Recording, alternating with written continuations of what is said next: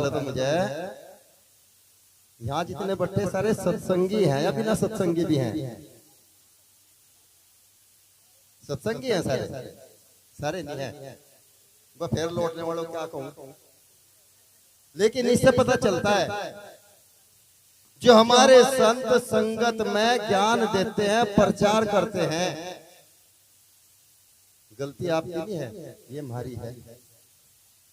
क्योंकि हमने आपको ये भी नहीं बताया कि हमें किधर को पैर करके लौटना है। अगर सत्संग में लौटते भी थे, समझ गए ना मेरी बात को? मैं किसी को नहीं कहता भाई उठ जाओ, लेकिन सत्संग के अंदर लेटना बहुत गलत है। कारण मीरा कहती है, नुकह सतगुरु आए म्हारे नगर में, मैं पापड़ गई सो, हर आग लगो इस काया नगर में, रोज भजीता। समझ गए ना? ये सत्संग है। पता नहीं कौन से अक्षण सतगुरु महाराज अपने गद्दी पर विराजमान हो जाए, कौन से अक्षण आवे, हम न वो समय नींद में। दुर्भाग्य है माता बहनों। आज हम मीरा को कहते हैं, कुमारली झाली योगवती को कहते हैं, सहजों को कहते हैं, हम सबको गाते हैं, सदना कसाई को गाते हैं। लेकिन क्यों गाते हैं, कभी आपने देखा? मैं ऐसे नहीं कह रहा हंसने के लिए, विचार करना, चिंतन करना। क्योंकि सदना कसाई, मीरा, कुमारली झाली योगवती, सहजो, इन्होंने सतगुरु महाराज के अंदर को देखा, शब्द को खोजा। हमने केवल उनके शरीर को देखा, उन्होंने शरीर को नहीं देखा। आज भी स्थिति यही रही समाज के अंदर। 100 साल आपके बीच में सतगुरु समनदास जी महाराज प्रवचन करके गए, मेहनत करके गए, लेकिन हमारे समाज ने केवल उनके शरीर को देखा, उनके शब्द को, उसके अंदर को, उसकी परम ज्योत को नहीं देखा। दुर्भाग्य तो है ना। अगर हम उनके उस चीज को देखते, उस परम ज्योत को देख लेते, तो आज हम सत्संग के अंदर लेट के ना सोचते।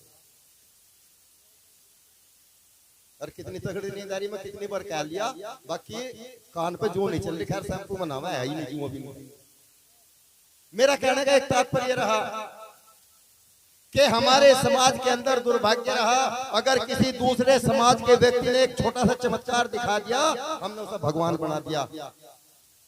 मेरे समाज के इन संतों ने कितना भी बड़ा चमत्कार कर दिया, हमने उसको नहीं मानना। क्योंकि आप लॉजिक को मानते हो, मैजिक को मानते हो, लॉजिक को नहीं मानते। मैं आपसे कहता हूं, आज नई विचार बताता हूं आपको। सबसे पहला युग आता है सतयुग।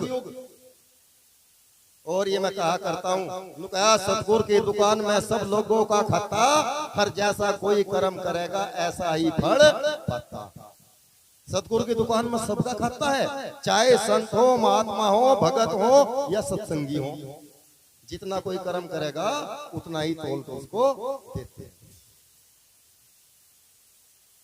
मैं बताया करता हूं, सबसे पहले युग आता है सतयुग। और सतयुग के अंदर भगवान हुए शिव जी महाराज। विचार करना, चिंतन करना, मैं नहीं कहूंगा, आप बताओगे। और उन्होंने गंगा को स्थान कहाँ दिया भाई, जानो आप सब तो? कहाँ दिया जी? सिर में।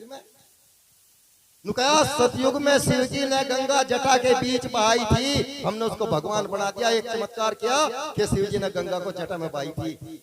सतयुग में शिव जी ने गंगा जटा बीच बहाई थी, कलयुग में गुरु रविदास जी ने कुंडी बीच दिखाई थी। बड़ा कौन कौन है माता बहनों? यही है ना, सिर में रखने वाला बड़ा नहीं, जिसमें चमड़ा भीगता हो उस कुंडी में बुलाने वाला बड़ा है। लेकिन हमने गुरु रविदास जी को क्या देखा? बस खाली रविदास है। दूसरा युग आता है त्रेता युग। त्रेता युग के भगवान थे हनुमान जी। यहाँ और हनुमान जी अगर ना होते, राम का अस्तित्व खत्म हो जाता। नुकया त्रेता युग में हनुमान ने सीना चीर के राम दिखाए थे। एक चमत्कार किया। त्रेता युग में हनुमान ने सीना चीर के राम दिखाए थे, कलि युग में गुरु रविदास जी ने सीना चीर के सत्य जनेऊ दिखाए थे। बड़ा कौन? रविदास जी बड़े है ना। फिर हमारे घरों में एक टोकरा जो है धड़ी उनकी, हमें बाहर फेंक देनी चाहिए ना। गहराई से समझ के देखना। गुरु रविदास जी को हमने छोटा साबित किया, लेकिन गुरु रविदास जी क्या थे मैं समझाना चाह रहा आपको, और शायद आज तक आपको ये बातें ना मिली हो। कहते हैं दुआपुर युग आया, दुआपुर युग के भगवान थे यहाँ कृष्ण जी। कहा दुआपुर में कृष्ण ने अर्जुन को 52 रूप दिखाए थे, उसके अंदर इतनी क्षमता थी कि 52 रूप दिखा सकता था। दुआपुर में अर्जुन ने कृष्ण को 52 रूप दिखाए थे, और कलि युग में गुरु रविदास जी ने योगवती की यज्ञ में रूप अनेक दिखाए थे। बड़ा कौन है?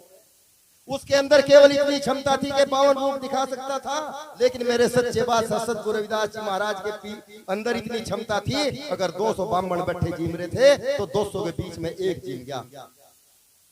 काहे के चक्कर में पड़ रहे?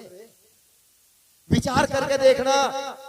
हमने सतगुरु समनदास जी महाराज के सत्संग को केवल सुना, उनको गुणा नहीं। वाणियां तो आप रोज सुनते हो, वाणियां भी सुनाऊंगा, लेकिन मैं आपके सामने कुछ चिंतन दिखाना चाहता हूं। सतगुरु समनदास जी का क्या चाहते थे, कैसा अपना समाज देखना चाहते थे। आप सबने किस किस ने सतगुरु समनदास जी के सत्संग सुने? भाई हाथ उठा दोगे एक बार गुजरा। जिसने बंदगी करी हो, सत्संग सुने हो, बहुत आत्मा है ना। वो एक बात कहा करते थे, सबसे पहले आप जाते थे जाकर उनके चरणों में बंदगी करते थे, बंदगी करती एक बात कहा करते थे, भंडारे में जा भोजन दे, कहते थे ना ऐसा। दूसरा कहते थे प्रवचनों के अंदर भजन करो, सत्संग करो, भूखे को भोजन दो, सेवा करो। वो कहते नहीं थे, वो ये चाहते थे मेरा समाज ऐसा बने, अगर इसके द्वार पे कोई अतिथि चला जा तो जिस तरह मैं इनको सिखा रहा कि जाकर पहले भोजन करो, अतिथि के जाते ही सबसे पहले उसकी भोजन की व्यवस्था करें। हमने क्या सीखा समनदास जी से? सत्संग का महत्व क्या है, भोजन देने का महत्व क्या है, सबसे पहले हम ये तो जान लें। मैं आपको बताता हूँ सत्संग हमारा कैसा होता है। सत्संग चल रहा था, संत प्रवचन कर रहे थे, जैसे कुलदीप दास जी बैठे, प्रवचन में कहा भाई सत्संग में आए हो तो यहाँ से कुछ बदल कर जाना, अगर सत्संग में आए हो तो यहाँ से कुछ लेकर जाना, अगर सत्संग में आए हो तो यहाँ कुछ छोड़ कर जाना। बहुत ही आदमी सत्संग सुन, लेकिन सारे सत्संग नहीं सुनते, कोई एक तो सत्संग सुने। वो सुन रहा था, आरती हुई, प्रसाद लिया, माथा टेका, जैसे ही चला वो गुरुजी की बात दिमाग में आ गई। गुरुजी कह रहे थे भाई यहाँ आए तो कुछ छोड़ कर जाओ, यहाँ से कुछ लेकर जाओ, यहाँ आए तो कुछ बदल कर जाओ। क्या छोड़ दूं, क्या लेकर जाऊं, क्या बदलूं? इसी बुढ़ा उधेड़ में गेट पे गया, बहुत सारी चप्पल पड़ी थी, बोला ऐसा करो नई वाली पहन लो, पुरानी छोड़ दो। इसे नहीं कह रहे थे, संत कह रहे थे अगर यहाँ आए तो अपने बुरे कर्मों को यहाँ छोड़कर जाना, मुझे दे करके जाना, यहाँ से सत्कर्म लेकर के जाना, अगर यहाँ आए हो तो यहाँ से कुछ बदल कर जाना। हम कहाँ बदले? अगर हम संतों की बात को मानते तो हम सत्संग के अंदर रहकर उनको पूर्ण पे विश्वास करते, और सत्संग कोई छोटी चीज नहीं होती। मैं कह रहा था संत प्रवचन कर रहे थे, भाई सेवा करो, सेवा सबसे बड़ी चीज है, सेवा साथ जाती है। संत समनदास यही कहते थे। बहुत आदमी सत्संग सुन रहे थे बैठे हुए, एक 10-11 साल का बच्चा सत्संग के अंदर बैठा सत्संग को सुन रहा था। सत्संग को सुनते सुनते बच्चे ने विचार किया मेरे पास पैसा नहीं है, मैं कहीं दिहाड़ी नहीं करता, मजदूरी नहीं करता, मैं कैसे सेवा करूं, कहीं तो सेवा करूं, पैसे की सेवा होती है ना। लेकिन याद रखना, जो करने वाला व्यक्ति होता है वो रास्ता निकाल लेता है, और निकम्मा और कमचोरा व्यक्ति केवल बहाने बनाया करता है। उस बच्चे ने रास्ता निकाला। जून जुलाई का महीना था, तपती दोपहरी का महीना था। उस बच्चे ने क्या काम किया, एक पानी का घड़ा लिया, घड़ा तो समझते होगे ना सब, पानी का घड़ा लिया, उसको रास्ते पे छायादार पेड़ के नीचे रख लिया। जो भी वहां को निकलता उसी को पानी पिलाता, बड़ा आशीर्वाद देते उस बच्चे को जो भी निकलता। कुछ दिन गुजरे, पानी पिलाता रहा, पिलाते पिलाते 2-3 व्यक्ति वहां को रोज निकलते थे, 4 व्यक्ति। एक दिन उसने उनको बैठाया, दोस्त बैठो, बैठाया, पानी पिलाया। दोस्त एक बात बताओ, आप यहाँ के नहीं हो, आप पिछले गांव के भी नहीं हो, अगले के भी नहीं हो, क्योंकि यहाँ के गांव वालों को लगभग मैं सबको जानता हूँ। कौन हो, कहां से आते हो? उनमें से एक ने कहा, भाई हम यहाँ के नहीं है, सच्चाई है। फिर कौन हो? बोला मैं यमदूत। बोले यमदूत? उनको हाँ। ध्यान तो सुनना, हम यमदूत हैं। जब कोई इस गांव के अंदर व्यक्ति मरता है, अगले गांव के अंदर मरता है, उसके प्राण लेने के लिए आते हैं। बोले यार तुम एक बात बताओ, क्या तुम्हें पता कैसे चले कि वही आदमी मरेगा? घर में और किसी को कोई दिक्कत ही नहीं आती, वही मरे। थारे पास में कोई लेखा जोखा फाइल कुछ? तो बोला सब कुछ है। बोला उसमें सब की है, मेरी भी। बोला पूरी दुनिया की है। बोला मेरा भी। बोला तेरा भी है। बोले यार दोस्त एक काम करना, क्या कल जब आओ तो मेरे नाम की फाइल देख कर आना, मेरी मौत कैसे होगी। सत्संग का महत्व समझ लेना गहराई से, मेरी मौत कैसे होगी। बोला भाई ये नियम के विरुद्ध है। अगर मुझे पता चल जा कि भाई कल को मैं यहाँ से कुलदीप के यहाँ से विदा होकर चलूंगा और भाई यहाँ नगिन न जा कोई ट्रक एक्सीडेंट होगा और मैं मरूंगा, मैं तो कुलदीप दास जी को कह दूंगा महाराज जी एक काम करो, मेरी खाट यहीं बिछा दो, मैं जाता ही नहीं, आज मरू ही नहीं। बहुत का काम ही अचानक आना है। बोला एक ने कहा बच्चा ही तो है, चल बता देंगे, देख लेंगे। मेरे प्रेमी, और जब वो चारों के चारों गए और जाकर के उनके उसके नाम की फाइल देखी, वो चारों के चारों रोने लगे। इतना मोह बच्चे से हो चुका था, चारों के चारों रोने लगे, खूब रोए। अगले दिन फिर आए, आके पानी पिलाया, दोस्त बैठो, बैठाया, मेरे नाम की फाइल देखी? बोली बिल्कुल देखी। क्या देखा? कि जिस दिन तो तेरी शादी होगी, दुल्हन तेरे घर के अंदर होगी, रात के ठीक 12 बजे सरफ के डसने से तेरी मौत होगी। टेंशन तो होगी ना। बोले यार इससे बचने का भी तरीका है? कोई बोले बिल्कुल है। क्या तरीका है? कि शादी मत करवाना, जब तक तुझे जिंदा रहना है शादी मत करवाना। लेकिन कहाँ रुके, टेंशन दिमाग के अंदर हुई। उनमें से चौथा तो फिर रोने लगा। बोले दोस्त एक बात बता, हमारा इतना प्यारा दोस्त है, इतना अच्छा दोस्त है, मैं भी दुख है। अगर तुमने ये तो पढ़ लिया कि इसकी सरफ के डसने से मौत है, लेकिन ये लाइन नहीं पड़ी कि उस दिन सरफ पढ़ने का नंबर मेरा है और मुझे इस अपने प्यारे दोस्त को चले गए। लड़का 20-25 साल का जवान हो गया, माँ बाप शादी होता है, लड़का नाट जा। एक दिन ऐसे ऐसे बुजुर्ग बुलाए, रिश्तेदारों को इकट्ठा किया, लड़के पर दबाव बनाया, लड़का शादी करने के लिए तैयार होगा। सोच करके कह रहा वरनी बोर हो जाओगे आप। शादी करने के लिए तैयार हो गया। पास के गांव में सत्संगी परिवार की लड़की देखी। जब लड़की को देखा, पसंद आई, कुल मिलाकर के कहानी क्या हुई कि बारात लेकर घर चले गए और दुल्हन उसके घर आ गई। लड़का जो मेहमान रुके हुए थे उनकी सेवा कर रहा, खाट की जरूरत है, कपड़ा खाट दे रहा, कपड़े की आवश्यकता कपड़ा दे रहा, खाने की आवश्यकता है खाना दे रहा। 11 बजे तक सबको लेटाया और लेटा करके जैसे ही दुल्हन के रूम की तरफ कदम रखा, ऐसे ही वो सरफ नजर आ गया। दोस्त आ गया? बिल्कुल आ गया। चल डस और निकल। नहीं, 1 घंटा तेरे पास है, तू जा दुल्हन से बात कर। यार दोस्त जब 1 घंटा हमारे पास में ही है तो 1 घंटे के लिए दुल्हन से क्या बात करनी? हम क्यों ना सत्संग कर लें, हम क्यों ना भजन कर लें? बोला तेरी मर्जी है, तेरी मर्जी है। दोनों के दोनों बात ही कर रहे थे। दुल्हन को देखा, दुल्हन ने तेरे पति के साथ में कोई है तो है नहीं, बात किससे कर रहा।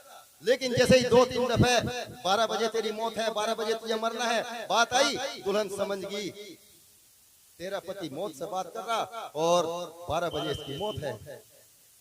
याद करना मेरी बहनों, जिस दुल्हन के हाथ में अभी मेहंदी भी ना उतरी हो, चंद घंटे पहले उस घर के अंदर आई हो और उसको पता चले कि तेरे पति की 12 बजे मौत है, क्या उसके दिल पर गुजरती होगी? सत्संगी परिवार की लड़की थी, बैठ के चुप।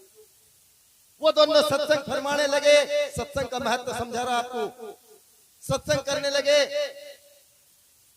12 बजने में 5 मिनट थी। उसी बस्ती के अंदर, उसी गांव के अंदर एक औरत को बच्चा हुआ, बच्चे को जन्म दिया उसने। जैसे ही बच्चे को जन्म दिया, बच्चे को जन्म देते ही उसके पास में उसका बुजुर्ग बाप था, ससुर था। उसने कहा पिताजी मेरे शरीर के अंदर जीने की क्षमता नहीं रही, मुझे भोजन की व्यवस्था करो, भोजन दो। बेटी रात के 12 बजे मैं कहां से भोजन लेकर के आऊं? भोजन का महत्व समझना। रात के 12 बजे मैं कहां से लेकर के आऊं? पिताजी मुझे नहीं पता, या तो भोजन की व्यवस्था करो। अगर भोजन की व्यवस्था नहीं कर सकते, जिस बच्चे को मैंने जन्म दिया मैं इसी को खाऊंगी। बड़ी विकट घड़ी आई। बुजुर्ग था, वहां से भाग लिया, जाके एक चौराहे पे आवाज लगाई, भाई मेरे बेटी को बच्चा पैदा हुआ, उसको भोजन की आवश्यकता है, अगर किसी के पास में भोजन हो तो उसे भोजन दे दो। दुल्हन के कानों में आवाज गई। दुल्हन ने विचार किया, ये जो थाल रखा हुआ है भोजन का, जो मुझे अपने पति के साथ में बैठ करके दोनों को खाना था, पति की तो 12 बजे मौत है, इस थाल का क्या। दुल्हन ने थाल उठाया और लेकर के थाल चली गई, लो बाबा भोजन लो। जैसे ही बुढ़े उस बुजुर्ग व्यक्ति को भोजन का थाल मिला, ऐसे ही तुरंत एक झलक भर देखा उसको और वहां से लेकर के भाग लिया। जा करके वो औरत बच्चे को हाथ में लेकर खाने के नाम का बैठी हुई थी, आवाज लगाई, बेटी मैं भोजन ले आया। बच्चे को एक तरफ लेटाया, भोजन किया।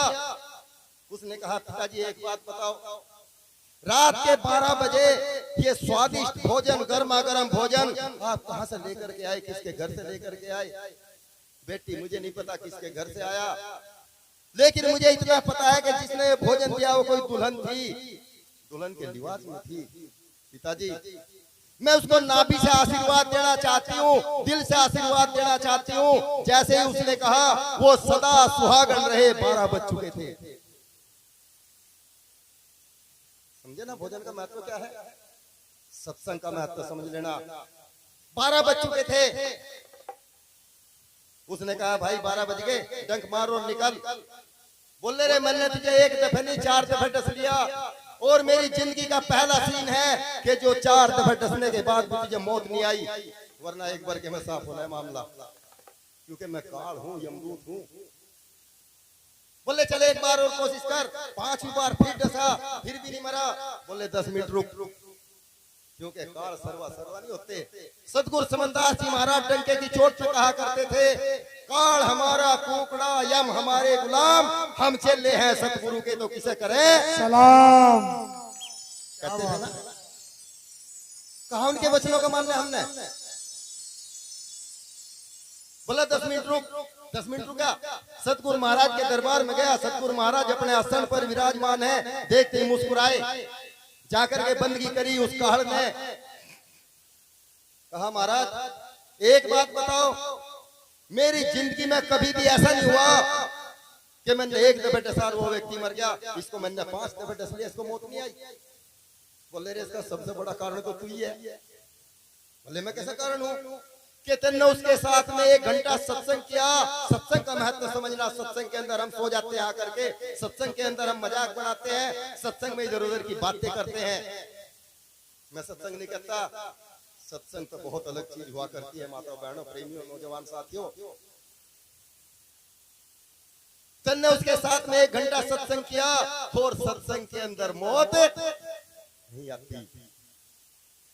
दूसरा कारण उसकी पत्नी है।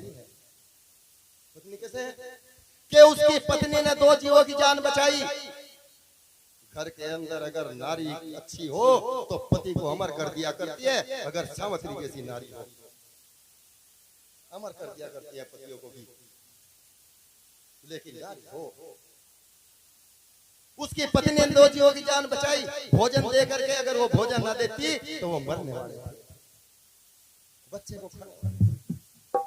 गुरु महाराज अब बताओ अब क्या है। बोले अब उसकी उम्र 25 साल थोड़ा ही रही, और अब तो वो 100 साल का होगा, 100 साल का होगा, मरेगा। यमदूत की आंखों में आंसू आ गए माताओं बहनों, रोने लगा।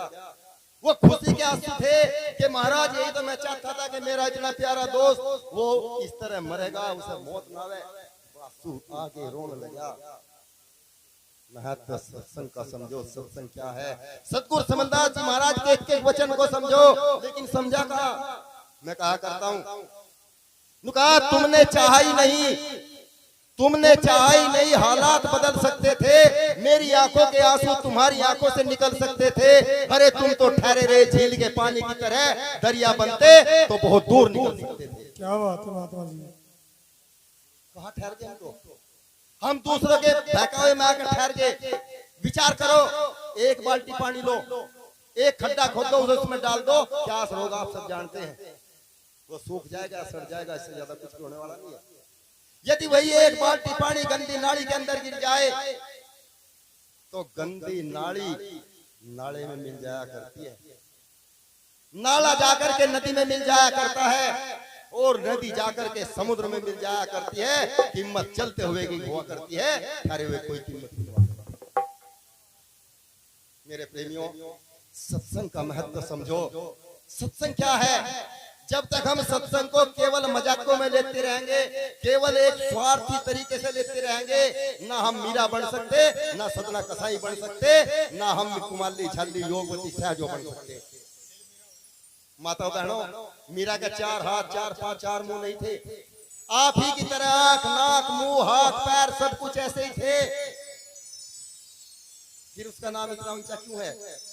क्योंकि मीरा सत्संग के अंदर जब बैठती थी तो आंख बंद करके बैठती थी, सुरती सतगुरु महाराज में लगा लिया करती थी, और जो सतगुरु महाराज प्रवचन करते थे अपने ही अंदर उसकी फिल्म चला लिया करती थी। सतगुरु महाराज के प्रवचनों को सुन करके अपने अंदर उसका चिंतन किया करती थी। आज कहाँ सत्संग है? हम इसी को सत्संग कह रहे क्या? मेरे प्रेमियों, अगर जागना है तो जागो, हमारी सेहत पर कोई फर्क नहीं पड़ता। चाहे वे कुलदीप दास जी हो, या राजकुमार दास जी हो, या मेघराज दास जी हो, या और कोई संत हो, हमें तो सतगुरु महाराज ने एक काम दिया, हम इस काम को पूरा करेंगे। आपकी मर्जी है, आप लगे ना लगे, इससे कोई फर्क पड़ने वाला। लेकिन सत्संग को पहले समझो। सत्संग क्या है? समझ में आया भाई? कुछ क्या समझ में आया? क्या सीख मिली हमें सत्संग से? शायद रात भर से बाणी सुन रहे, बाणी के अंदर इतना कुछ ना मिले, लेकिन विचारों के अंदर जरूर आपको कुछ ना कुछ मिल सकता है। यहाँ से विचार करके जाना।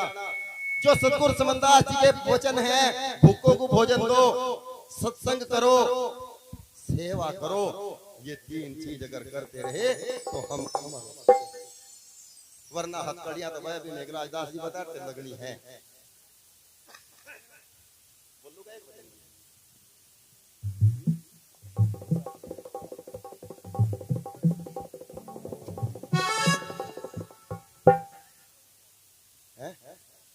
अच्छा, चलो खैर लो 2 मिनट और मैं विचार रख देता हूँ। ये माताओं बहनों के लिए होगा, समझे ना? क्योंकि मैं चाहता हूँ जिस समाज की नारी सुधर जाती है वो समाज ऑटोमेटिक अपने ऊपर चढ़ हो जाया करता है। माताओं बहनों, मैं सत्संग इसको नहीं मानता ये आप सत्संग यहाँ कर रहे। अगर हम सब बैठे सत्संगी नजर आ रहे, मैं इसको सत्संग नहीं मानता। सत्संग कब मानता हूँ? अगर कोई हमारे जैसा व्यक्ति आपके घर के अंदर चले जा और हमें लगे आपके बेटे में, आपकी बेटियों में, आपके परिवार में कि सत्संग है, तो सत्संग है, वरना आज स्थिति खराब है। अगर घर के अंदर 2 बेटे हो, एक तो बाग में भांग तारता मिले और दूसरा दारू के ठेके पे मिले, गलत नहीं करा। घर घर की कहानी है। हमें सबसे पहले संस्कार को सत्संग मानता हूं। अगर संस्कार आप अपने परिवार के अंदर देना चाहते हो तो माताओं बहनों आप हो, आप संस्कार दे सकती हो, लेकिन पहले संस्कार आपको लेने पड़ेंगे। अगर आपने संस्कार ना लिए तो आप अपनी औलाद को कभी संस्कार दे ही नहीं सकते। कैसे नहीं दे सकते? मैं एक दिन एक सीरियल देख रहा था, महाभारत, वो रामायण नहीं महाभारत। वो कुंती की जो बांदी थी वो महल में भीम को लेकर खिला रही थी। खिलाते खिलाते वो भीम ने उछाला लिया, नीचे गिर पड़ा महल में। बांदी रोने लगी। कुंती गई, बांदी क्या बात क्यों रोवे? रानी साहिबा, मैं भीम को खिला रही थी और भीम मेरे गोदी में नीचे गिर गया, उछल गया, तो मर क्या होगा? ए बांदी, वह मेरी बनाई संतान है, ऐसे थोड़ा ही मर सके।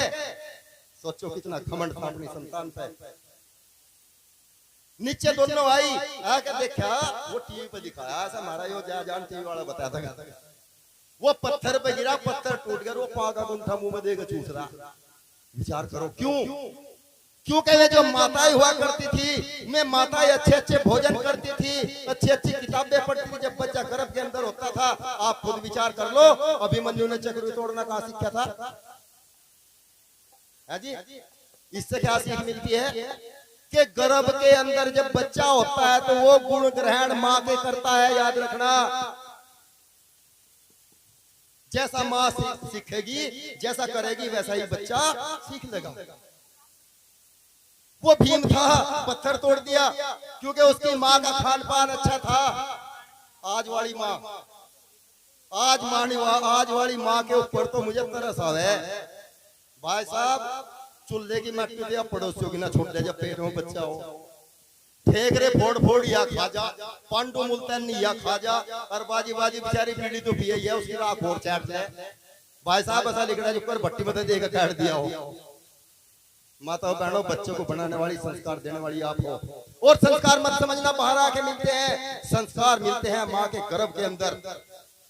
जब संस्कार आप उन्हें दोगी तो बच्चे वास्तव में आपके सत्संगी होंगे और वे सत की राह पर चलने वाले होंगे। एक बहन परिवार के अंदर, वो बहन थी कभी 8 बजे से पहले बेड पे से नहीं उठी, और आज वाली भी भाई साहब बहन ऐसी हैं 1 बजे तक तो मोबाइल देख रहा है, तो 2 बजे तक, फिर तो मैं 8 बजे से पहले उठ जाएंगी क्या? टाइम से सब चीज करो, लेकिन टाइम से। 8 बजे उठती थी बहन, 8 बजे, लेकिन पीहर में होता है ये, ना कोई भाई उठाता था, ना बहन उठाती, ना माँ उठाता, ना बाप, ना भाभी, ना भाई, कोई नहीं उठाता था। 8 बजे उठती थी बहन, जवान होगी। और ये बहनों सब पीहर में चल सकता है, ससुराल में नहीं चलता। बाप आया, बेटी एक बात बता, तेरी शादी करनी है, बता तुझे कैसा लड़का चाहिए? पिताजी मुझे लड़का धनवान चाहिए, बलवान चाहिए, सुंदर चाहिए। ठीक है, बाप था, बेटी जवान हुई, खोज करी 2-4-10 दिन में, जैसे हमारे साथ हो रहे संचालक साहब बैठे हुए हैं, ऐसे के धोरे गया। बोले भाई मेरे यहाँ लड़की है, कोई लड़का हो तो बताओ अच्छा सा। बोले जी लड़का तो है यहीं हमारे मोहल्ले में ही है, सत्संगी पे है। बोले अच्छा उनको, हाँ। लड़का दिखाया, लड़का पसंद आ गया, घर बार पसंद आ गया, पसंद आ। मतलब बहनों मैं आपके लिए कह रहा, खासकर समझ लेना, कह रहा इसे आपके लिए कह रहा मैं। विचार रोज रोज नहीं मिलेंगे आपको, और ये विचार अगर सुनने हो तो कल को नहीं तो परसों को जयजान टीवी अपने मोबाइल में विचार सुन भी सकती हो, अपनी सहेलियों को भी सुना सको, समझे ना। उस बहन को लिए लड़का देख लिया, लड़का पसंद आ गया। भाई मैं 2-4 आदमियों को, 10 आदमियों को, रिश्तेदारों को, बड़े छोटों को लेकर के आऊंगा, उस दिन हम पक्की बात कर जाएंगे। बोला ठीक है। वो दिन रख दिया। दिन रखने के बाद जिस दिन वो गए, आप यकीन करना कि उस परिवार के जितने सदस्य थे कम से कम 20 घर दूर जाकर खड़े हो गए। जिस टाइम उनसे दुआ सलाम करी, गले मिले, सत्संगी आदमी यही तो कर सकता है ना। इतना प्यार उन्होंने दिखाया, जो उसकी साथ में आए थे बोले भाई आंख मीच कर रिश्ता कर दे, लड़की स्वर्ग में रहेगी, बहुत अच्छा परिवार है, बहुत अच्छा शिक्षित परिवार है। रिश्ता कर दिया। शॉर्ट करके आपको बताऊं, रिश्ता जब कर दिया, रिश्ता करने के बाद दुल्हन चली गई। और ये माताओं मैं आपको भी कह रहा, आपके ऊपर डिपेंड करता है। जो बेटी पीहर के रिमोट से ससुराल में चलती हो, वो कभी ससुराल में दीवार बाल नहीं सकती, याद रखियो। अब ढेर नहीं बाल रही, गलत नहीं कह रहा। कारण कि जिस टाइम मैं को देखता हूँ, जैसे ही दुल्हन कार में जाकर बैठी, माँ जाके एक छोटा सा मोबाइल पकड़ा दे, नुका अगर किसी ने कुछ कह दिया, एक बार फोन कर दिए, बट्टी बट्टी सारों को बंधवा दूंगी। कहा कि मुख्यमंत्री हो भाई? नहीं, ऐसी शिक्षा मत दो बहनों को। आप वह शिक्षा दो, बहन बेटी हमने तेरी यहाँ परवरिश हमने अच्छे तरीके से की, अब तो हमारी पढ़ाई अपने ससुराल के अंदर जाकर करवाना। ये बेटियां हुआ करती है जो बाप का सीना चौड़ा कर दिया करती हैं। दुल्हन चली गई।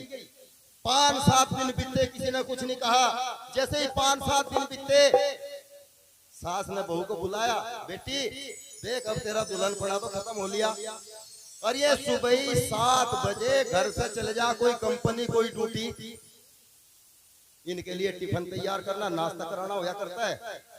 बोली मैं 8 बजे पहले नहीं उठा करती। बोली फिर यहाँ नहीं चलेगा।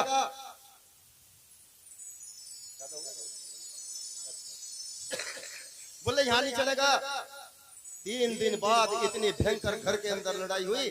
बेटी ने बाप को फोन कर दिया, पिताजी अगर मुझे जिंदा देखना चाहते हो तो आज चले आओ, अगर आज ना आए तो कल को मेरा मरी का मुंह देखोगे। बड़ा जोर पड़ा बाप पे, और कोई भी आप में से बाप हो तो ऐसा सुनेगा तो जोर पड़ता है। बाप था, भाग लिया, चले गया, जाकर बेटी के रूम में जैसे ही गया, पिताजी आ गया, चलो निकलो जल्दी, पानी भी मत पीना इस घर का। ये तो कंजर लोग हैं। बाप कहता है मैंने इतना अच्छा परिवार देखा था। सिमधी आया, चुपचाप निकला चले गया, दुआ सलाम कुछ नहीं, दामादा चुप निकला चले गया, जेठा निकला चले गया। लड़की की सास बैठी थी, हाथ जोड़ के कहा बहन जी मैं आया, दिख रहा मुझे तू आया, अंधी नहीं हूं मैं, दिखे बता। बोले मैं सोच रहा था बेटी को दो चार दिन के लिए, नहीं पूरी भी नहीं होती बात, इस कुलक्षणी को लेकर सदा सदी के लिए जा, जरूरत नहीं है इसकी, जिस दिन से इस घर में आई इसने घर का बेड़ा गर्क कर दिया, ले जा इसको। लेकर के चल दिया बाप। बड़ी नालायक औलाद होती है जो बाप का सिर नीचा करवा देती है ससुराल के अंदर या कहीं भी। बेटियां तो वो हुआ करती हैं कि बाप जिधर को निकले सीना चौड़ा करके निकले और सर ऊंचा करके निकले। मैं बेटियां हुआ करती है जो ससुराल में जाकर अपने बाप की बड़ाई करती हूँ, करवा देती हूँ। यही तो सत्संग की रहनी है, यही तो संस्कार हुआ करते हैं।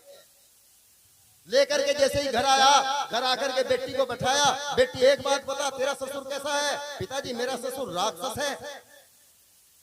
तेरी सास कैसी राक्षसनी है? जेठ कैसा है? चंडाल है। जेठानी कैसी चांडालनी है?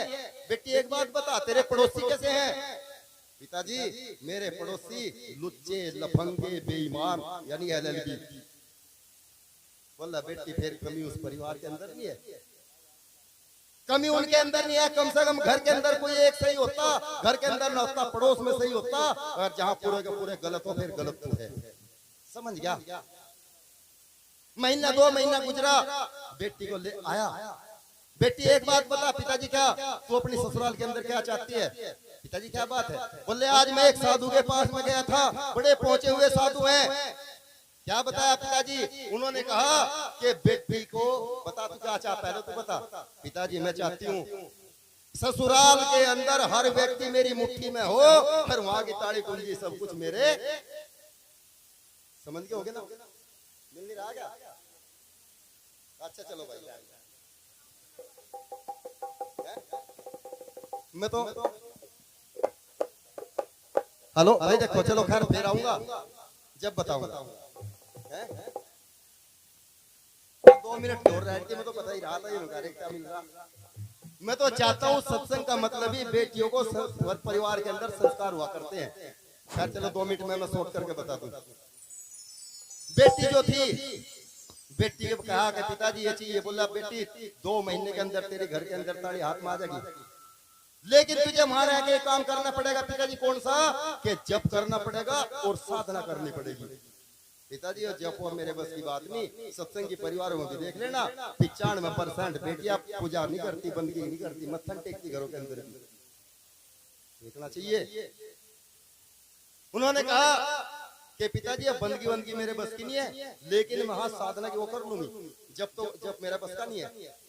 कि कोई बात नहीं, गुरुजी ने एक बात कही, क्या कहा कि ये कहा कि नुको जब तू यहाँ कर लिए साधना बेटी वहां कर लेगी जब भी काम पूरा होगा। कुल मिला के बेटी को वहां लेकर चले गया, छोड़ आया। जब बेटी को छोड़ दिया, हाथ मैंने जोड़े अपने सिमधी के आगे, सबके आगे। बोला 2 महीने आप इसे रखोगे और 2 महीने में कोई गलती करी तो फैसला करके लेकर के चले जाऊंगा। जैसे ही बेटी को वहां छोड़ करके आ गया, बेटी सुबेरा उठी, बर्तन साफ किए, बर्तन साफ करने के बाद नाश्ता सब तैयार कर दिया। तैयार करने के बाद मैं सबको 7 बजे टिफिन बांध कर दे दिया, नाश्ता करा दिया। सास ससुर बैठे थे, इग्नोर किया करो। सास ससुर बैठे, बाद में नाश्ता करा दी, कंच का गिलास रखा, फूट गया, ठोकर लग के। बोल देख हमने कहा था नाश करेगी ना। पिताजी मेरे से गलती होगी, जब भी कोई गलती हो हाथ जोड़ के माफी मांग ले। 2 महीने बीत गए। 2 महीने बाद से एक दिन सारे परिवार को इकट्ठा कर दिया सास ने। बेटे अब एक काम करो, मेरी बहू जो है पढ़ी लिखी है, शिक्षित है, ये पूर्णतः इस घर को चला लेगी। अब मुझे इस घर से आजाद करो। बहू को 40 ताड़ी कुंजी सब कुछ, जो भी तनख्वाह का पैसा लाओ सब कुछ बहू के हाथ में देना। धोबी का, नाई का, परेश वाले का, सबका पैसा पेमेंट किया करेगी। बहू की तो मौज आएगी ना, और ज्यादा काम करने लगी। भाई आजा, बहन पिताजी ने बुलाया घर। भाई पहले मेरे पति से पूछ, सास से पूछ, ससुर से पूछ। मैं कहेंगे मैं जाऊंगी वाला जाने वाली। अपनी सास के पास, इसकी सास के पास गया। माँ जी पिताजी ने कहा बहन को ले आए, 2 दिन भाई बात सुन, इस घर के अंदर यही तो लक्ष्मी है, खिलौना है, हम इसे नहीं भेजने के, इसके बिना तो हमारा जी नहीं लगता। माँ जी कल को राखी का त्योहार है, राखी का त्योहार है, मना नहीं करती, ले जा, लेकिन आज ले जा, कल को रख लो और परसों को दोपहर तक यहाँ चाहिए। समझो माताओं बहनों जी, अभी 2 महीने पहले कुलक्षणी थी, लेकिन आज घर की, क्योंकि संस्कार अपनी बेटियों को संस्कार दो। मुझे पता है आप वाणियों के अंदर चाहे कुछ समझ में आवे ना आवे, लेकिन वाणी सुनोगे, अगर कोई बात ऐसी हो जो परिवार के मतलब की हो, बेटियों के मतलब की, हमारे बेटों के मतलब की हो, वो आप सुनना पसंद नहीं करेंगे। विचार करो। बहुत बढ़िया जी। है ज्यादा मैं कुछ नहीं कहूंगा। भाई लेके जब आया, आते ही बाप ने पूछा ये बेटियों के लक्षण होने चाहिए। बेटी एक बात बता, क्या पिताजी तेरा वो जेठ जो है, ससुर जो है राक्षस? पिताजी मेरा ससुर राक्षस नहीं है, देवता है। तेरी सास राक्षस नहीं? पिताजी मेरी सास राक्षस नहीं है, वो देवी है। पिता बेटी तेरा जेठ? बोला पिताजी अब सिर के ऊपर को पानी जा रहा, अगर मेरे परिवार के बारे में एक शब्द और कहा तो राखी वाखी होली में चलिए भी चिल्ला ठहर गए। बाप के आंखों में आंसू आ गए। बेटी में यही देखना चाहता था तुझे, मेरी बेटी ऐसी बने। बहनों अगर ससुर सास जाओ, ससुर पे जाओ तो अपने बाप का सीना चौड़ा करवाओ, उसका मत्था ऊंचा करवाओ, ना कि उसका सिर झुकाओ, तब आपकी शान है। सतनाम सत साहेब। भाई अगर कोई मेरे मुंह से गलती निकली हो, मुझे पता कुछ लोगों को समझ नहीं आया होगा, लेकिन अगर 10 आदमियों को ये बातें समझ में आ गई होंगी तो मेरे लिए मेरा सत्संग सतनाम सत साहेब। धन्यवाद महाराज जी, धन्यवाद, बहुत अच्छे प्रवचन है।